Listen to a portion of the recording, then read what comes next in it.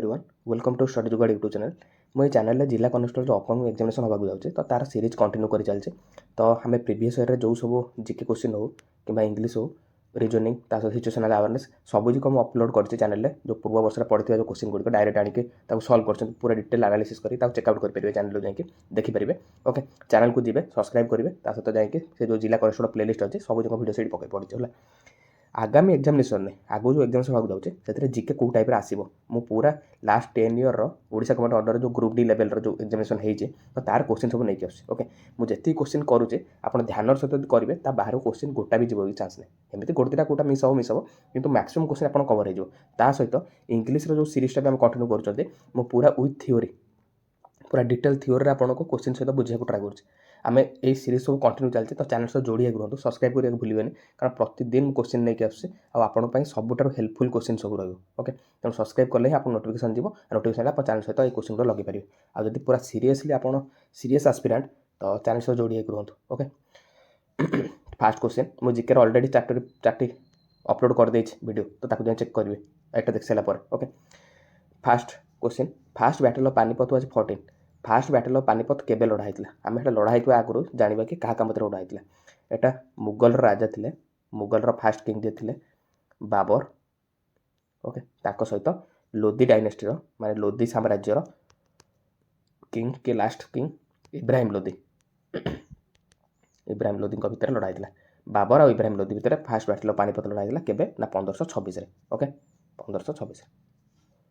Next question the layer of atmosphere that reflects radio layer of atmosphere कौन ना atmosphere आमर भूपृष्ठ उपर एमती डिफरेंट लेयर अच्छे। ओके माने जोटा इमेजिनरी लेयर आम कर गोटे हूँ फास्ट हूँ ट्रोपोस्फियर देन एटा हूँ स्ट्राटोस्फियर। ओके एटा हूँ मेजोस्फियर एटा हूँ थर्मोस्फियर आयोनोस्फियर भी कहते। ओके एटा हूँ एक्जोस्फियर। ओके तेणु से पचार कौ लेयर रे आमर एटमॉस्फेयर रिफ्लेक्ट कर रेडियो वेव्स को एटा हूँ आयोनोस्फियर जहाँ कौन कहते थर्मोस्फियर। आ ट्रोपोस्फियर कौन हुए आमर वेदर फेनोमेना चेंज हुए माने जो क्लाउड फॉर्मेशन होचे वर्षा होचे तो सेटा हुए कौटी troposphere weather change. Okay stratosphere कौन हुए ना ये ओजोन लेयर जो अच्छे आमर स्ट्राटोस्फियर ही अच्छे। ओके आमर मन रखिए जो आम फ्लाए करे उड़ाज एरोप्लेन गुड़िक ये सब स्ट्राटोस्फियर ही फ्लाई करते माने से लेयर रेंज रे ही फ्लाई हुए। ओके नेक्स्ट क्वेश्चन हुई city is known as pink city of India कौ सिटी को पिंक सिटी ऑफ इंडिया कहुए यहाँ हूँ कौटा जयपुर कारण से जो 15 केत कौ समय स्टार्ट होना 1876 यहाँ आप मन रखा दरकार ना खाली पिंक सिटी मन रखिए मुझे खाली डिटेल्स टे कहीदे कारण आउ गोटे गोटे इनफर्मेशन जानले आप सब जिन रिलेट करके काले क्वेश्चन आसीज तो आप मन रखिए गोटे क्वेश्चन एमती आसो गोटे क्वेश्चन करके पड़े ठीक हेन तो किसी इनफर्मेशन जानतु आप खाली एग्जामिनेशन प्रिपेयर नुवे आगू अन्य एग्जाम भी प्रिपेयर हे सब एग्जाम हेल्पफुल रहो। तो 1576 होता जो प्रिंस वेल्स आसी आमर इंडिया को जयपुर को ताको स्वागत पाई पूरा सिटी को पिंक कलर कराई माने पूरा कोठा फोटा जी सब पिंक कलर आज से ये प्रथा चली आसे जयपुर रे। ओके तेनाली पिंक सिटी ऑफ इंडिया कहते sorry. Next question Sundarban delta is formed by which river Sundarban delta जो अच्छे से कौ कौ रिवर दीटा द्वारा ही क्रिएट होता हूँ गंगा एंड ब्रह्मपुत्र। ओके आउ गोटे क्वेश्चन आसे ये जाना कि गंगा को आमर बांग्लादेश रे कौन कहुए पद्मा आ ब्रह्मपुत्र को कहते जमुना। ये जमुना आउ यमुना भितर फरक अच्छे यमुना हूँ गंगार ट्रिब्यूटारी बुझिपाल यहाँ उत्तर प्रदेश पाखापाखि अच्छे किंतु ये हूँ जमुना हूँ ब्रह्मपुत्र को जमुना कहुए कौटी बांग्लादेश आउ ये दीटा पद्मा और जमुना मिसिकी जो दिजा मिसी जाती गंगा ब्रह्मपुत्र जाकि बांग्लादेश ता ना हो जाए कौन मेघना। यहाँ क्वेश्चन आसे तो स्टार मार्क रखती।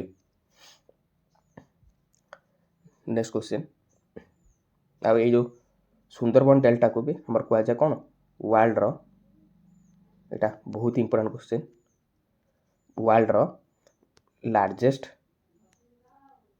डेल्टा माने कौन माने जो गोटे नदी थी जो गोटे ସମୁଦ୍ର ଏଇଠି ଅଛି ଧର, ଓକେ, ଗୋଟେ ନଈ ଫ୍ଲୋ କରି ଆସି ସମୁଦ୍ର ମିଶିବ, ଯେଉଁ ମିଶିଲା ବେଳକୁ ଏଇଠି ଗୋଟେ ଉର୍ବର ଜମି କ୍ରିଏଟ୍ କରେ, ବୁଝିପାରିଲ, ସେଇଟାକୁ କହନ୍ତି ଡେଲ୍ଟାଟିକ୍ ରିଜନ୍। ଓକେ, ତ ସେଇଟା ହେଉଛି ସୁନ୍ଦରବନ ଡେଲ୍ଟା, ସେଇଟା ହେଉଛି ୱାର୍ଲଡର ଲାର୍ଜେଷ୍ଟ ଡେଲ୍ଟା ଏଇଟା। ନେକ୍ସଟ କ୍ୱେଶ୍ଚିନ୍, ତ Thomas cup is associated with which sport? এই থোমাস কপ ଯେଉଁ ଟ୍ରଫିଟା ଖେଳ ହୁଏ এটা କେଉଁ ସ୍ପୋର୍ଟସ୍ ପାଇଁ ଖେଳ ହୁଏ? ଫୁଟବଲ୍ ପାଇଁ ଖେଳ ହୁଏ ନା ବ୍ୟାଡମିଣ୍ଟନ ନା କ୍ରିକେଟ୍ ନା ହକି? এটা ଖେଳ ହୁଏ କାହା ପାଇଁ? ଥୋମାସ କପ୍ଟା এটা ହେଉଛି ବ୍ୟାଡମିଣ୍ଟନ ପାଇଁ। ହକିର ବି କ୍ୱେଶ୍ଚିନ୍ ଆସେ, ହକିର ଗୋଟେ ଅଛି ଆଘା ଖାନ୍ କପ୍ ହେଲା, ଆଉ ଗୋଟେ ହେଉଛି ଆସେ ଧ୍ୟାନଚାନ୍ଦ ହେଲା, ଧ୍ୟାନଚାନ୍ଦ ଟ୍ରଫି, এটা ହେଉଛି କ'ଣ ପାଇଁ? ହକି ପାଇଁ। ଆଉ ଥୋମାସ କପ୍ଟା ମନେ ରଖିବେ ସବୁବେଳେ ବ୍ୟାଡମିଣ୍ଟନ ପାଇଁ। Who was the first woman to win Nobel prize? ପ୍ରଥମ ନୋବେଲ ପ୍ରାଇଜ୍ ଜିତିଥିବା ମହିଳା କିଏ ୟାଙ୍କ ଭିତରୁ? ମଦର ଟେରେସା, ମ୍ୟାଡ଼ାମ କ୍ୟୁରି ନା ଇନ୍ଦିରା ଗାନ୍ଧୀ ନା ସରୋଜିନୀ ନାଇଡୁ? ସେ ହେଉଛନ୍ତି Mary curiae. Okay, Mary curiae ଜିତିଥିଲେ କେବେ? ନା ପ୍ରଥମ ଥର ପାଇଁ 1903 ମସିହାରେ ଜିତିଥିଲେ। ପଚାରେ କି ଏଇ ନୋବେଲ ପ୍ରାଇଜ୍ ସେ ଦୁଇଟା ନୋବେଲ ପ୍ରାଇଜ୍ ଜିତିଛନ୍ତି, ଗୋଟେ ଫିଜିକ୍ସ ପାଇଁ ଗୋଟେ କେମିଷ୍ଟ୍ରି ପାଇଁ। ଯେଉଁଟା ଫାଷ୍ଟ ଜିତିଥିଲେ ସେଇଟା ଥିଲା ଫିଜିକ୍ସ ପାଇଁ ହେଲା, ଫିଜିକ୍ସ ପାଇଁ ମନେ ରଖିବେ। ଆଉ କିନ୍ତୁ ତାପରେ ଜିତିଥିଲେ ଯେଉଁଟା 1911ରେ, ସେଟା ହେଉଛି କେମିଷ୍ଟ୍ରି ପାଇଁ। ତ ସେ ଗୋଟିଏ ମାତ୍ର ମହିଳା ଆଉ ଗୋଟିଏ ମାତ୍ର ଇଣ୍ଡିଭିଜୁଆଲ୍ ଯେ ଦୁଇଟା ଫିଜିକ୍ସର ମାନେ ଦୁଇଟା ସାଇନ୍ସର ବ୍ରାଞ୍ଚରେ ଜିତିଛନ୍ତି ନୋବେଲ ପ୍ରାଇଜ୍, ଗୋଟେ 1903ଟା ଗୋଟେ 1911। ବହୁତ ଇମ୍ପୋର୍ଟାଣ୍ଟ କ୍ୱେଶ୍ଚନ୍। ପ୍ରିଭିୟସ୍ ଆପଣ ଯଦି କ୍ୱେଶ୍ଚିନ୍ ଲଗେଇଥିବେ ଦେଖିଥିବେ ଚ୍ୟାନେଲରୁ ଯାଇକି, ତ ସେଠି ନୋବେଲ ପ୍ରାଇଜ୍ ଉପରେ ଗୋଟେ ଦୁଇଟା କ୍ୱେଶ୍ଚିନ୍ ଆସିଥିଲା। ତ ନୋବେଲ ପ୍ରାଇଜ୍ ଆପଣଙ୍କ ପାଇଁ ବହୁତ ଇମ୍ପୋର୍ଟାଣ୍ଟ ରହିବ ହେଲା। ତ 1903 1911ରେ ଗୋଟେ କେମିଷ୍ଟ୍ରି ଜିତିଥିଲେ, ଗୋଟେ ଫିଜିକ୍ସ ଜିତିଥିଲେ। ପ୍ରଥମ ମହିଳା କିଏ? Mary curiae. ଓକେ, ତ ଚ୍ୟାନେଲକୁ ସବସ୍କ୍ରାଇବ୍ କରନ୍ତୁ, ଯାହାଫଳରେ ଏଇଭଳିଆ କ୍ୱେଶ୍ଚିନ୍ ରେଲିଭେଣ୍ଟ କ୍ୱେଶ୍ଚିନ୍ ଯେଉଁ ଆସିଲା ଭଳିଆ କ୍ୱେଶ୍ଚିନ୍ ମୁଁ କରୁଛେ, ତ ସବସ୍କ୍ରାଇବ୍ କଲେ ହିଁ ଆପଣ ନୋଟିଫିକେସନ୍ ଯାଇ ପହଞ୍ଚିବ ଆପଣ ପାଖକୁ। Okay, next question, who is known as wizard of hockey? ହକିର ଯାଦୁଘର କାହାକୁ କୁହନ୍ତି? ଧ୍ୟାନଚାନ୍ଦ ନା ଧ୍ୟାନରାଜ ପିଲାଏ ନା ମିଲ୍ଖା ସିଂ ନା ବଲବୀର ସିଂ? ଏଇଟା ହେଉଛି ଧ୍ୟାନଚାନ୍ଦ। ଧ୍ୟାନଚାନ୍ଦକୁ କ'ଣ କୁହାଯାଏ? ୱିଜାର୍ଡ ଅଫ୍ ହକି ଇଣ୍ଡିଆର। ସିଏ ଆମର ଇଣ୍ଡିଆକୁ 1928 1932 ପୁରା କଣ୍ଟିନ୍ୟୁ 1936 ଏମିତି 4 ବର୍ଷରେ ଯେତିଟା ଅଲମ୍ପିକ୍ ଗେମ୍ ହେଇଥିଲା ଆମର ସବୁଥିରେ ଇଣ୍ଡିଆ ଗୋଲ୍ଡ ଜିତିଥିଲା ହେଲା ହକିରେ। ଆଉ ଏଇଟା ସବୁଯାକ ଇଏରେ ସେ ଇଣ୍ଡିଆକୁ ଲିଡ୍ କରିଥିଲେ, ମାନେ କ୍ୟାପ୍ଟେନ୍ ଥିଲେ ଇଣ୍ଡିଆନ୍ ଟିମ୍ର ଧ୍ୟାନଚାନ୍ଦ। ଓକେ, ତେଣୁ ବହୁତ ଇମ୍ପୋର୍ଟାଣ୍ଟ କ୍ୱେଶ୍ଚିନ୍ ଏଟା ଗୋଟେ। ତ ଲଗାତାର 3 ବର୍ଷ ଆମର ଏଠି ଜିତିଥିଲେ ଇଣ୍ଡିଆନ୍ ଟିମ୍, ଗୋଲ୍ଡ ଜିତିଛେ। ଆଉ ତାର ଇଏ କିଏ ଥିଲେ? କ୍ୟାପ୍ଟେନ୍ କିଏ ଥିଲେ? ଧ୍ୟାନଚାନ୍ଦ ଥିଲେ। ତାଙ୍କୁ କୁହାଯାଏ କ'ଣ? Wizard of hockey. Next question, what is the full form of NITI Aayog? ନୀତି ଆୟୋଗର ଯେଉଁ ନୀତିର ଫୁଲ୍ ଫର୍ମ କ'ଣ? ନୀତି ଆୟୋଗ କ'ଣ ନା ଏଇଟା ଗୋଟେ ମାନେ ବଡ଼ିଟେ, ମାନେ ଯେଉଁଟା ମାନେ ଯେଉଁମାନେ କ'ଣ କରନ୍ତି ନା ରୁରାଲ୍ ଏରିଆ ଯେଉଁ ରହିଲା ଆମ ଇଣ୍ଡିଆର, ତ ସେଠି କେମିତି ସବୁ ଡେଭଲପମେଣ୍ଟ ହେବ, ଇଣ୍ଡିଆର କେମିତି ଡିଫରେଣ୍ଟ ପାର୍ଟରେ ଡେଭଲପମେଣ୍ଟ ହେବ, ତ ତା ଉପରେ ସେମାନେ ମାନେ ମତାମତ ଦିଅନ୍ତି କିମ୍ବା ଗୋଟେ ନୂଆ କିଛି ଆଇନ ନେଇକି ଆସନ୍ତି ଯେଉଁ ଫଳରେ ଆମର ଡେଭଲପମେଣ୍ଟ ହେଇପାରିବ ଭଲସେ। ତ ଏଇଟା ତାରି ଉପରେ। ଓକେ, ଏଇଟା ଆଗରୁ ଯେତେବେଳେ ଆମ ଦେଶ ସ୍ୱାଧୀନ ହେଲା ସେତିକିବେଳେ ନେହେରୁ ଏଟାକୁ ଏଷ୍ଟାବ୍ଲିଶ୍ କରିଥିଲେ କ'ଣ? As a planning commission. Okay, planning commission ହିସାବରେ ଆମର ଏଷ୍ଟାବ୍ଲିଶ୍ ହେଇଥିଲା। କିନ୍ତୁ ପରେ 2015ରେ ଏଟାକୁ କ'ଣ କରିଦିଆହେଲା? ନୀତି ଆୟୋଗ କରିଦିଆହେଲା। ଓକେ, ଏଟା କାହା ଦ୍ୱାରା? ନା PM ମୋଦିଙ୍କ ଦ୍ୱାରା। ଆଗରୁ ଏଟା ପ୍ଲାନିଂ କମିଶନ୍ ଥିଲା, ସେଟାକୁ ନାଁ ଚେଞ୍ଜ କରିଦେଇ ନୀତି ଆୟୋଗ କରିଦେଲା। କାମ ଏକା, କିନ୍ତୁ ବାକି ନାଁ ଚେଞ୍ଜ ହେଇଯାଇଛି। Okay, 2015ରେ।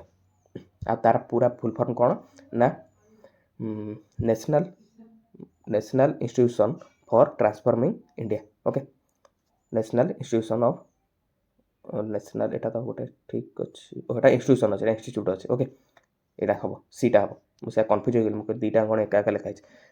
National institution for transforming India. Okay, next question, which organ is known as the power house of cell? ଆପଣ ଦେଖୁଥିବେ ଏଠି ଆରଥରକ ସାଇନ୍ସ କ୍ୱେଶ୍ଚିନ୍ ଆସିନଥିଲା, କିନ୍ତୁ ଜିକେରେ ସବୁଯାକ ସାଇନ୍ସ ଯାଉଛି, ସବୁ ଯାଉଛି। ତେଣୁ ଏଗୁଡ଼ା ବି ସାଇନ୍ସ କ୍ୱେଶ୍ଚିନ୍ ଯିବ ନା, ପୁରା ବେସିକ୍ କ୍ୱେଶ୍ଚିନ୍ ପଚାରି ପାରିବାର ବି ଚାନ୍ସ ଅଛି, ବୁଝିପାରିଲେ। ଆଉ ଗ୍ରୁପ୍ ଡି ଲେଭେଲର ଯେଉଁ ଓଡ଼ିଶାର ଏକ୍ଜାମ୍ ହେଇଛି ଆଗରୁ, ତ ଏଥିରେ କ୍ୱେଶ୍ଚିନ୍ ଆସିଛି 2ରୁ 3 ଥର, 2-3ଟା ଜାଗାରେ ମୁଁ ଦେଖିଲି କି କ୍ୱେଶ୍ଚିନ୍ ଆସିଛି। ତେଣୁ ଆପଣଙ୍କ ପାଇଁ ଇମ୍ପୋର୍ଟାଣ୍ଟ ରହିବ, ସେଇ ପାଇଁ ନେଇକି ଆସିଛି। ଓକେ, ତ କେଉଁ ଅର୍ଗାନକୁ ପାୱାର ହାଉସ୍ ଅଫ୍ ସେଲ୍ କୁହାଯାଏ? ନ୍ୟୁକ୍ଲିୟସ୍ ନା ମାଇଟୋକଣ୍ଡ୍ରିଆ ନା ରାଇବୋଜୋମ୍ ନା ଗଲ୍ଗି ବଡି? ଏଟା ହେଉଛି mitochondria. Okay, next question, black soil is most suitable for which cultivation? Black ସଏଲ୍ରେ ଆଙ୍କ ଭିତରୁ କେଉଁଟାକୁ କଲ୍ଟିଭେସନ୍ କରାଯାଏ? ହ୍ୱିଟ୍ ନା ରାଇସ୍ ନା କଟନ୍ ନା ଟି? ଏଟା ହେଉଛି କଟନ୍। ବ୍ଲାକ୍ ସଏଲ୍ ଆମର ଜେନେରାଲି କେଉଁଠି ଦେଖାଯାଏ ଇଣ୍ଡିଆରେ? ନା ଯେଉଁ ପେନିନସୁଲାର ପାର୍ଟ ଅଛି, ମାନେ ଆମର ଇଣ୍ଡିଆ ଧର ଏମିତି ହେଲା, ଏମିତି ହେଇକି ଅଛି, ତ ଏଇ ଜାଗାରେ ଆମର ବ୍ଲାକ୍ ସଏଲ୍ ଦେଖାଯାଏ, ବୁଝିଲେ। ଏଇଠି କଟନ୍ କଲ୍ଟିଭେସନ୍ ପାଇଁ ବହୁତ ହି best soil. Next question, Durand line is boundary between ମାନେ ଗୋଟେ ଦେଶ ଗୋଟେ ଧର ଅଛି ଆଉ ଏଠି ଗୋଟେ ଦେଶ ଏଠି ଗୋଟେ ଦେଶ ଆଙ୍କ ଭିତରେ ଯେଉଁ ଲାଇନ୍ଟା ଆଙ୍କୁ ଡିଭାଇଡ଼ କରୁଛେ ତ ସେଇଟାକୁ କହନ୍ତି ମାନେ କେଉଁ ଲାଇନ୍ଟା ଡିଭାଇଡ଼ କରୁଛେ ସେଇଟାକୁ ଆମେ ଜାଣିବା। ଯେଉଁ ଦୁରନ୍ତ ଲାଇନ୍ ଅଛି ମାନେ ସବୁ ଲାଇନ୍ର ଅଲଗା ଅଲଗା ନାଁ ଅଛି ମାନେ ଇଣ୍ଡିଆ ବାଂଲାଦେଶର ଭିତରେ ଯେଉଁ ଲାଇନ୍ଟା ତାକୁ ନାଁ ଅଲଗା, ଇଣ୍ଡିଆ ପାକିସ୍ତାନ ଭିତରେ ଲାଇନ୍ ଅଲଗା, ଇଣ୍ଡିଆ ଚାଇନା ଭିତରେ ଲାଇନ୍ ଅଲଗା, ସବୁ ଜିନିଷ ନାଁ ଦିଆହେଇଛି। ତ এই ଦୁରନ୍ତ ଲାଇନ୍ଟା କେଉଁ ଦେଶକୁ ଡିଭାଇଡ଼ କରୁଛେ ଏଇଟା ହେଉଛି ପାକିସ୍ତାନ ଆଣ୍ଡ ଆଫଗାନିସ୍ତାନ। ଓକେ, ଆଉ ଇଣ୍ଡିଆ ଚାଇନାକୁ ଯେଉଁଟା ଡିଭାଇଡ଼ କରୁଛେ ତା ନାଁ କ'ଣ? McMahon line. ଓକେ, ଆଉ ଇଣ୍ଡିଆ ପାକିସ୍ତାନକୁ ଏଇଟା ହେଉଛି ରେଡ୍ କ୍ଲିଫ୍। ବହୁତ ହି ଇମ୍ପୋର୍ଟାଣ୍ଟ କ୍ୱେଶ୍ଚିନ୍ ବୁଝିପାରିଲେ। 3ରୁ 4ଟି ଖଣ୍ଡେ ଏକ୍ଜାମ୍ରେ ମୁଁ ଦେଖିଛି କ୍ୱେଶ୍ଚିନ୍ ସବୁ, ତେଣୁ ବାରବାର ରିପିଟେସନ୍ ଯେଉଁ ଏକ୍ଜାମ୍ରେ ହେଉଛି ଯେଉଁ କ୍ୱେଶ୍ଚିନ୍ ଗୁଡ଼ିକ ମୁଁ ସେଇଗୁଡ଼ାକୁ ନେଇକି ଆସୁଛି। ଓକେ, ଇଣ୍ଡିଆ ପାକିସ୍ତାନ ଭିତରେ କେଉଁଟା? Radcliffe line, India China ଭିତରେ ମ୍ୟାକମୋହନ ଲାଇନ୍। ଓକେ, ମନେ ରଖିବେ। ଆଉ ଦୁରନ୍ତ ଲାଇନ୍ଟା ହେଉଛି ପାକିସ୍ତାନ ଆଉ ଆଫଗାନିସ୍ତାନ ଭିତରେ। Next question, the speaker of Lok Sabha is elected Bai. ଯେଉଁ ଲୋକସଭାର ସ୍ପିକର ଅଛନ୍ତି ବୁଝିପାରିଲେ, ହାଉସ୍ର ସ୍ପିକର ଯିଏ ସେ କାହା ଦ୍ୱାରା ଇଲେକ୍ଟ ହୁଅନ୍ତି? ଏଇଟା ହେଉଛି ମେମ୍ବର ଅଫ୍ ଲୋକସଭା। ଦୁଇଟା ମାନେ ହାଉସ୍ ଅଛି, ଗୋଟେ ଲୋକସଭା ଗୋଟେ ରାଜ୍ୟସଭା। ତ ଲୋକସଭାର ସ୍ପିକର କିଏ? ଆମର ଲୋକସଭା ସ୍ପିକର କାହା ଦ୍ୱାରା ଇଲେକ୍ଟ ହୁଅନ୍ତି? ଲୋକସଭାର ମେମ୍ବର ଦ୍ୱାରା। ଆଉ କ୍ୱେଶ୍ଚିନ୍ ଆସେ କି ରାଜ୍ୟସଭାର ସ୍ପିକର କିଏ? କିଏ କହିପାରିବ? ସେ ହେଉଛନ୍ତି ଭାଇସ୍ ପ୍ରେସିଡେଣ୍ଟ ଅଫ୍ ଇଣ୍ଡିଆ। ହେଲା, ଯେ ଭାଇସ୍ ପ୍ରେସିଡେଣ୍ଟ ଅଫ୍ ଇଣ୍ଡିଆ ହେଇଥିବେ ସିଏ ହିଁ ସ୍ପିକର ହେବେ କ'ଣ? ରାଜ୍ୟସଭାର। ମାନେ ସ୍ପିକର ମାନେ କ'ଣ? ଯିଏ ପୁରା ହାଉସ୍କୁ ସମ୍ଭାଳନ୍ତି ବୁଝିଲେ। ଯେ ଦେଖିବେ ଯେଉଁ ଆସେମ୍ବଲି ବସିଥିଲା ବେଳେ ସବୁ ଲୋକ ସବୁ ନେତା ମନ୍ତ୍ରୀ ସବୁ ବସିଥିବେ ତଳେ ଆଉ ଉପରେ ଜଣେ ବସିଥିବେ ଏଇଠି ବୁଝିପାରିଲେ, ସେ ହିଁ ସ୍ପିକର ଯିଏ ମାନେ ଆଡ୍ରେସ୍ କରନ୍ତି ହାଉସ୍କୁ। ଓକେ, ସେ ହେଉଛନ୍ତି ମେମ୍ବର ଅଫ୍ ଲୋକସଭା ଦ୍ୱାରା ସ୍ପିକର ଅଫ୍ ଲୋକସଭା ଇଲେକ୍ଟ ହୁଅନ୍ତି। ଆଉ ମେମ୍ବର ଅଫ୍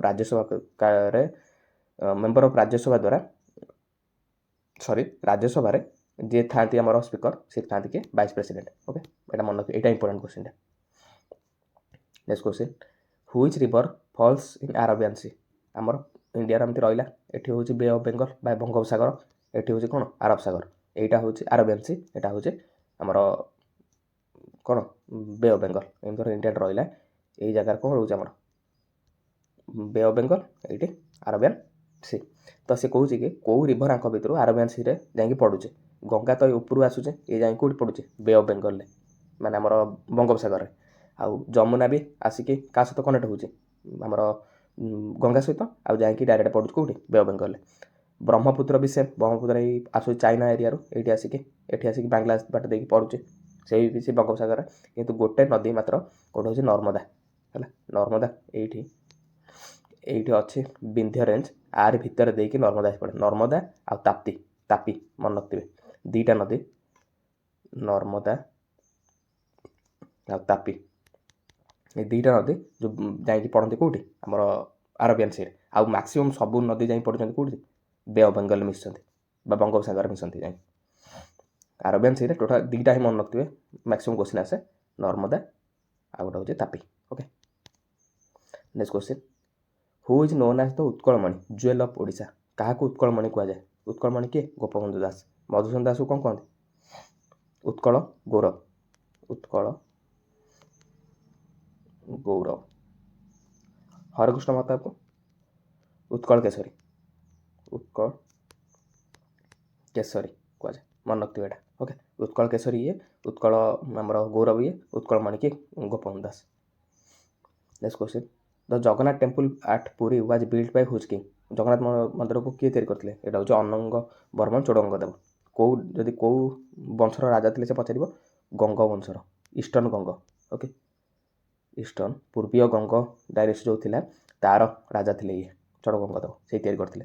ଆଉ ଏଇଟା କେବେ ତିଆରି ହେଇଥିଲେ ବି ଗୋଟେ କ୍ୱେଶ୍ଚିନ୍ ଆସେ, 11th ସେଞ୍ଚୁରୀ, ମନେ ରଖିବେ, 11th ସେଞ୍ଚୁରୀରେ ତିଆରି ହେଇଥିଲା ପୁରୀ ମନ୍ଦିର। Next question, who was the first martyr of India in 1857 rebellion or early resistance. ଏଇ ଟାଇମ୍ରେ କିଏ ଆମର ଫାଷ୍ଟ ମ୍ୟାଟ୍ରିଆର୍ଟ ହେଇଥିଲେ? 1815 ବେଳକୁ ତ ଯାଇକି ପ୍ରଥମ ଯଦି ପଚାରିବ ତାହେଲେ ଜୟରାଜଗୁରୁ। ଓକେ, ଯିଏ ହେଇଥିଲେ କେତେ? 1806ରେ, ଯେଉଁଟା ତାଙ୍କୁ କେଉଁଠି ଫାଶୀ ଦିଆ ହେଇଥିଲା? ବାଘିତୋଟା, ମେଦିନାପୁରର ଯେଉଁ ବାଘିତୋଟା ଥିଲା ସେଇଠି ଯାଇକି ତାଙ୍କୁ ଫାଶୀ ଦିଆଯାଇଥିଲା। ଓକେ, ଏଇଟା ହେଉଛି ଜୟରାଜଗୁରୁ ହେବ। କିନ୍ତୁ ସେ ପଚାରୁଛି 1857 ରିବେଲିୟନରେ କିଏ ହେଇଥିଲେ? ଲକ୍ଷ୍ମଣ ନାୟକ ତ ତା ପୂର୍ବରୁ ହେଇଯାଇଥିଲେ। ଏଇଟା ବୋଧେ ବକ୍ସି ଜଗବନ୍ଧୁ ହବ ବୋଧେ, ଫିର୍ ବି ଏଇଟା ମୁଁ ଡାଉଟ୍ ରହୁଛି। କମେଣ୍ଟ ବକ୍ସରେ ଜାଣିଛନ୍ତି ଜଣାଇବେ। କିନ୍ତୁ ଯଦି ପ୍ରଥମ ଏଇଟା ନ ଦେଇକି ଏଠି ଲେଖିଥାନ୍ତା ପ୍ରଥମ ମ୍ୟାଟ୍ରିଅଟ୍ କିଏ, ମାନେ ପ୍ରଥମ ଶହୀଦ କିଏ ହେଇଥିଲେ ଇଣ୍ଡିଆର, ସେ ହେଉଛନ୍ତି Jayi Rajguru. Okay, next question, which imaginary line divide India into almost 2 equal part. ଇଣ୍ଡିଆକୁ କେଉଁ ଇମାଜିନାରୀ ଲାଇନ୍ଟା ଦୁଇଟା ଇକ୍ୱାଲ୍ ପାର୍ଟରେ ଡିଭାଇଡ୍ କରୁଛି, ସେଇଟା ହେଉଛି କ'ଣ, ଟ୍ରପିକ୍ ଅଫ୍ କ୍ୟାନ୍ସର। କେମିତି ଧର ଇଣ୍ଡିଆ ଆମର ପୃଥିବୀଟା ଏମିତି ହେଲା, ଇମାଜିନାରୀ ଲାଇନ୍ ଅଛି, ଏଇଟା ହେଉଛି ଇକ୍ୱେଟର। ଆକୁ କ'ଣ କହନ୍ତି, ମଝି ଲାଇନ୍ ଯେଉଁଟା ପୁରା ପୃଥିବୀକୁ ଡିଭାଇଡ୍ କରୁଛି ସେଇଟା କହନ୍ତି ଇକ୍ୱେଟର। ଏଇ ଯେଉଁଟା ଫାଷ୍ଟ ଲେଖା ହେଇଛି ଇକ୍ୱେଟର, ଏମିତି ପୃଥିବୀ ଧର ଫାଷ୍ଟ ଏମିତି ଅଛି, ମଝି ଲାଇନ୍ଟା ଯେଉଁଟା ଡିଭାଇଡ୍ କରୁଛି ସେଇଟା କ'ଣ କହନ୍ତି ଇକ୍ୱେଟର। ଓକେ, ତା ଉପରେ ଏଇଠି ଗୋଟେ ଇମାଜିନାରୀ ଲାଇନ୍ ଅଛି, ଏଠି ଗୋଟେ ଅଛି ହେଲା,